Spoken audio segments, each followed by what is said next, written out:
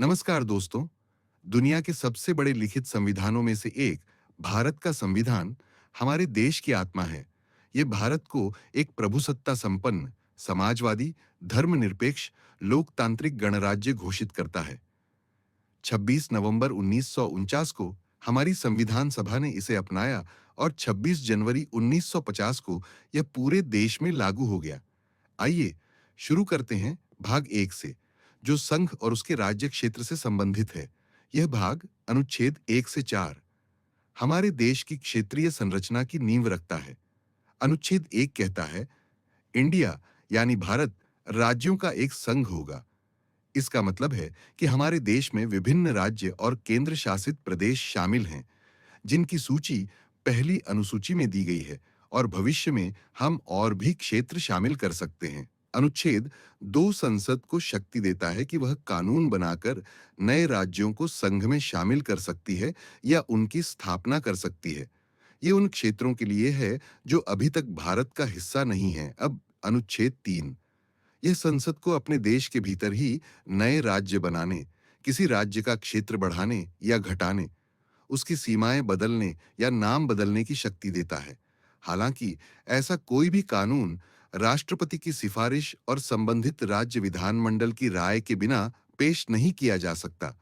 और अनुच्छेद 4 कहता है कि अनुच्छेद 2 या 3 के तहत बनाए गए कानूनों से पहली और चौथी अनुसूची में जो भी बदलाव होंगे, उन्हें संविधान संशोधन अनुच्छेद 368 नहीं माना जाएगा। इसका मतलब है कि ये सामान्य बहुमत से भी पास हो सकते हैं। चलिए अब बात करते हैं संविधान के भाग 2 की, जो नागरिकता से संबंधित है। ये भाग अनुच्छेद 5 से 11 तय करता है कि संविधान लागू होने के समय कौन भारत का नागरिक था और नागरिकता कैसे प्राप्त या समाप्त की जा सकती है। अनुच्छेद 5 उन लोगों की नागरिकता बताता है जो संविधान लागू होने के समय यानी 26 जनवरी 1950 भारत के नागरिक थे। इसमें भारत में पैदा हुए लोग, जिनके माता-पिता भारत में पैदा हुए हों या जो 5 साल से यहाँ रह रहे हों, शामिल हैं। अनुच्छेद 6 और 7 विभाजन के दौरान पाकिस्तान से भारत आए या पाकिस्तान जाकर वापस लौटे लोगों की नागरिकता के अधिकारों को स्पष्ट करते हैं। अनुच्छेद 8 उन भारतीय मूल के व्यक्तियों के बारे में है जो भारत के बाहर रहते हैं और राजनयिक प्रतिनिधि के माध्यम से नागरिकता प्राप्त कर सकते हैं। अनुच्छेद 9 साफ करता है कि अगर कोई स्वेच्छा से किसी विदेशी देश की नागरिकता ले लेता है, तो वह भारत का नागरिक नहीं रहेगा। हमारे यहाँ एकल नागरिकता का प्रावधान है। अनुच्छेद 10 नागरिकता के अधिकारों को बनाए रखने की बात करता है, जबकि अनुच्छेद 11 संसद को नागरिकता से जुड़े कानून बनाने की शक्ति देता है। इसी शक्ति के तहत नागरिकता अधिनियम 1955 बनाया गया है। ये थे भारतीय संविधान के भाग 1 और भाग 2।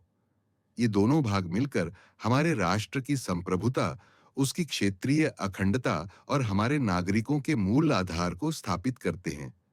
ये संविधान की मजबूत नींव है, जिस पर हमारा देश खड़ा है। कल की क्लास में हम भाग 3 नागरिक के मूल अधिकारों की बात करेंगे। अगर आपको यह जानकारी पसंद आई तो वीडियो को लाइक करें, अपने दोस्तों और परिवार के साथ शेयर करें और ऐसे ही महत्वपूर्ण विषयों पर और वीडियो देखने के लिए हमारे चैनल को सब्सक्राइब